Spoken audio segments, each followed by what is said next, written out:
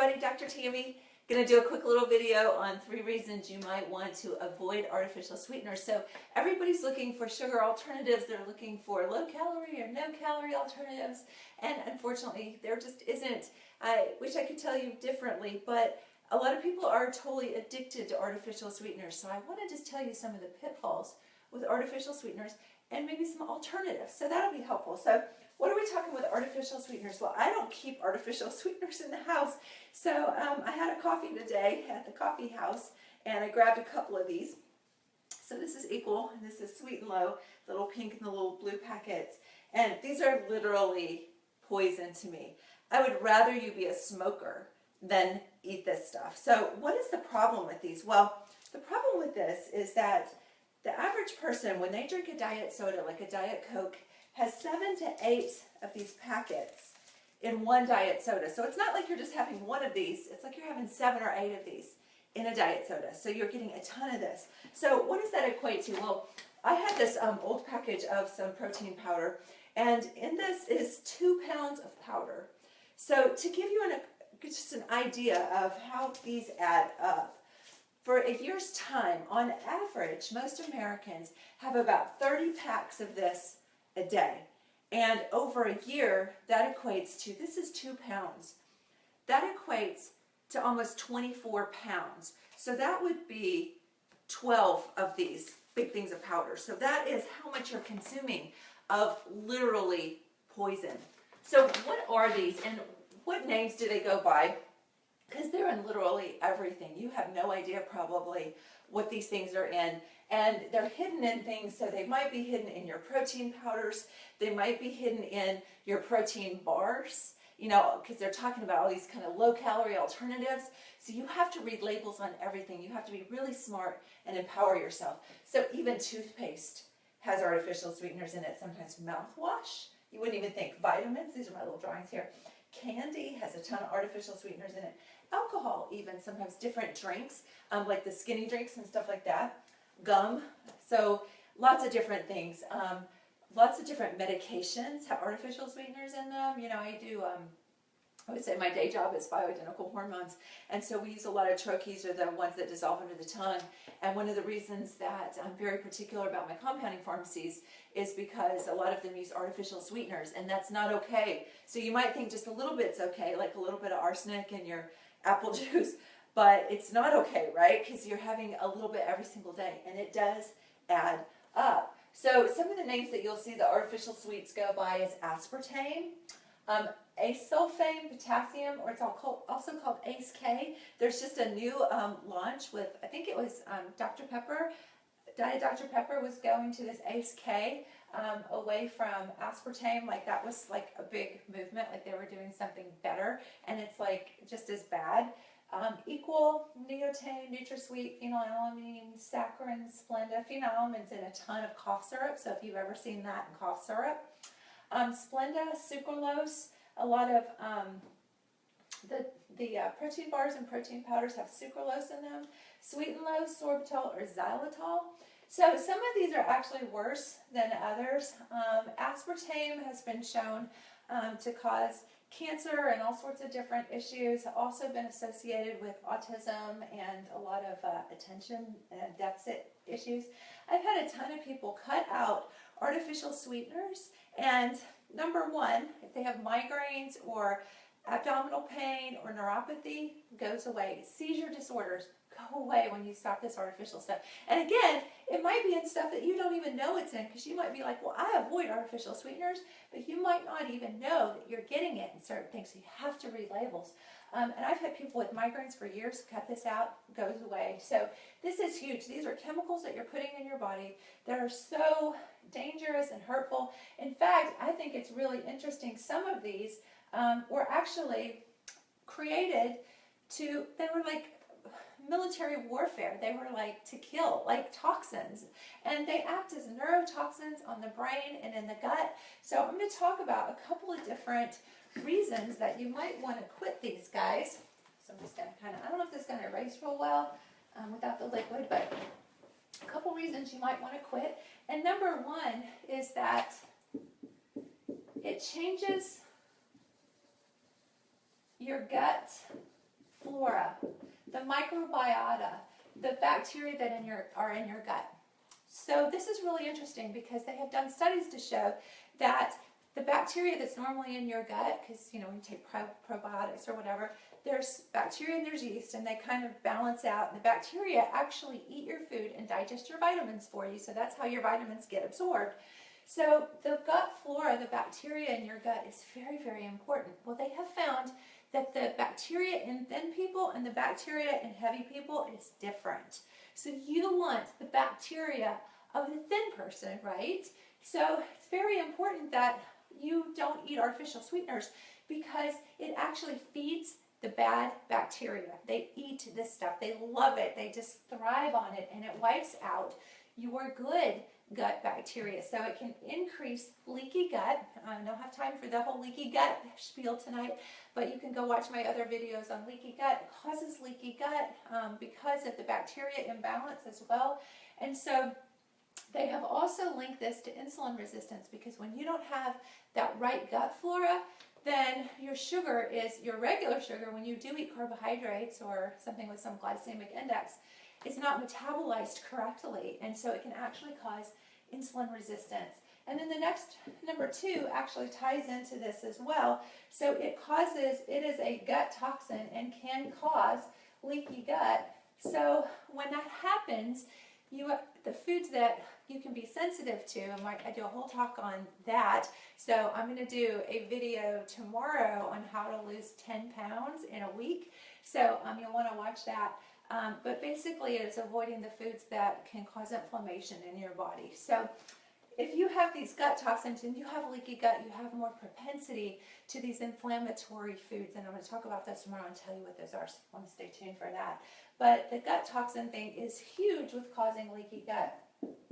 Number 3 is that it actually goes into the opiate receptors in your brain, which are opiates are like morphine and heroin, actually goes into those receptor sites in the brain where the addiction centers are, where your dopamine centers are, and it triggers addiction.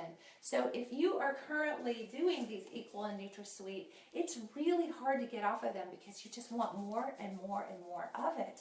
And as you're trying to get off of it, it's almost like going through like a heroin withdrawal, because this stuff gets in the brain and it makes you want more of it. One of the problems is that because it's not sugar, then what happens is, because it doesn't have the calories, it doesn't trigger the satiety in the brain through the hormones that trigger fullness. So then you actually crave other sugary foods, and then you gain weight, and then you get diabetes because you're eating more sugary foods. So you might have that Diet Coke, but then you might want that piece of cake, or you might want the hamburger with the carbs and the bread, or you might want the milkshake. So it's actually kind of not triggering the brain hormones to tell you that you're not craving more sugar. So, people think that diet sodas will help them lose weight, but it actually makes you gain weight. So it triggers your opiate receptors, but it doesn't trigger the hormones that make you feel full from sugar. So you actually crave more sugar, and then you can actually get insulin resistance and get other hormone imbalances from the insulin resistance, and then you can get thyroid issues. So all of this is a really good reason to avoid these things. So there's lots of other reasons. Those are the main ones. And so what do you do if you're addicted? So a couple of different options that you might want to try. And it's going to be really hard when you make that decision to give these up, because your brain is like, it's like heroin for you. You're not going to want to give it up. So one of the things that I want to mention is that one thing that you can do so that you can help with the sugar cravings, because I just said it makes you crave more sugar, is to do a good whey protein. We have a wonderful whey protein. You can order this on my website at Better Living RX, but make sure that you get a good quality if you're going to do a whey protein shake. And basically what this does is it has the ability to kind of lower the glycemic index of kind of the way your body's absorbing sugar and insulin resistance. So wake up first thing in the morning and have a good quality whey protein, and that'll help a lot. There's also a supplement I talk about with the MTHFR stuff, which I'm huge. I'm always talking about that, but it's called methylfolate. This is a B vitamin, B9. Not the same thing as folic acid, but it is folate, and folate can actually help clear some of these toxins from your system. So if these are cleared faster, you won't crave them as much. So I love methylfolate to help you clear these toxins out of your system and kind of help stop the craving. And once you get it out of your system, you won't crave it anymore. You won't want it anymore. So, you know, you might think, oh my gosh, I can never give up my Diet Dr. Pepper. But once you get it out, you totally will not crave it anymore. And if you remember, when you first started drinking artificial sweeteners, it tasted really bad. So it takes your taste buds a few days to acquire the taste for it. It takes your taste buds a few days to recover from it. And one of the things that people say is, because I'm so addicted to this artificial sweetener, they'll say water doesn't taste good to me anymore. And it doesn't, because your taste buds have changed. And so now it actually has to have this to sort of get the same response. So a couple of things that you can do, like I say, is the methylfolate to kind of clear that out of the system faster. And then for any of the other sugar cravings that might come in, you can do a good whey protein. And there's some other things like white kidney bean extract that can help with sugar cravings. Chromium, cinnamon, those things can help as well. Come let me check your insulin levels. If they're really high, we might want to use some medication for a little while, like metformin or something like that. But one of the things that I want to point out is there's a few alternatives to sugar, especially if drinking water tastes really wonky to you. So one of the things that you can do is fruit infused water.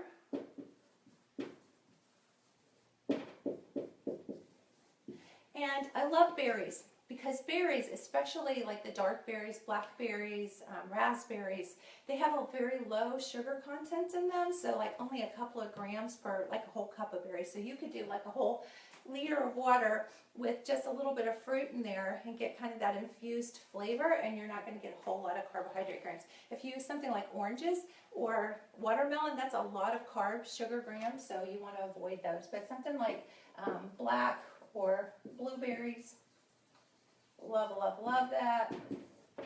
And it'll make your water kind of taste kind of sweet, and then it can kind of get you away. So people ask me about sweet tea.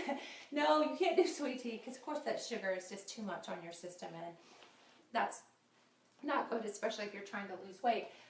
So, you know, this could be an alternative to have some fruit or cucumber infused water or something like that.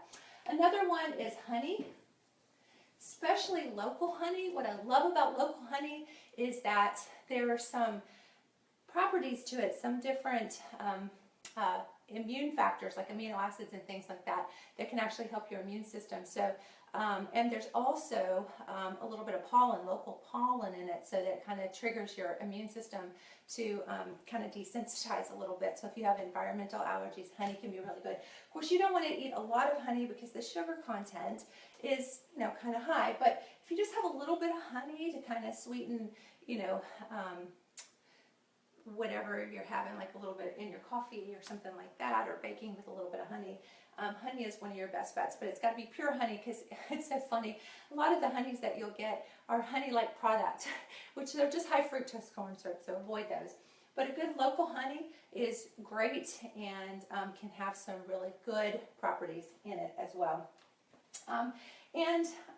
Also, stevia is an option. Now, you know, I'm always changing my mind about things, and they're constantly coming out with new information. Right now, stevia is a natural sweetener, so it's not artificial sweetener, it's natural, but it is like thousands of times sweeter than sugar. So again, you can kind of get into some of those insulin resistance issues, because it's still not triggering the brain to be full. Like, your brain needs those hormones to say, I don't need any more carbs. So there's still that question, but as far as it being natural, it is natural. So I'm still saying stevia. I would stay away from Truvia, because Truvia has some GMO corn and some other things in it. So I'm saying stevia for now, but you can get all sorts of different kinds of stevia with cinnamon and, you know, all sorts of things. So some people are saying now that agave nectar it's natural as well, not quite as sweet as stevia, but some people like the agave, so that might be an option for you too. So these might be some great options for you. Of course, water is always best, and once you get that out of your system, then you won't crave it anymore. But if you really feel like you need a little bit of sweet in something right now, that can really help. So again, a lot of people run to fruit juices. Fruit juices are terrible, high sugar content. Avoid those. If you're going to eat the fruit with the fiber in it. I always say don't drink as much more juice than you could actually juice an orange. So like if you've ever tried to manually juice an orange, you don't get much juice. So, you know, you can eat 5 oranges, you know, like however much orange juice that would be. So anyway, watch the sugar, very important, especially if you're trying to lose weight.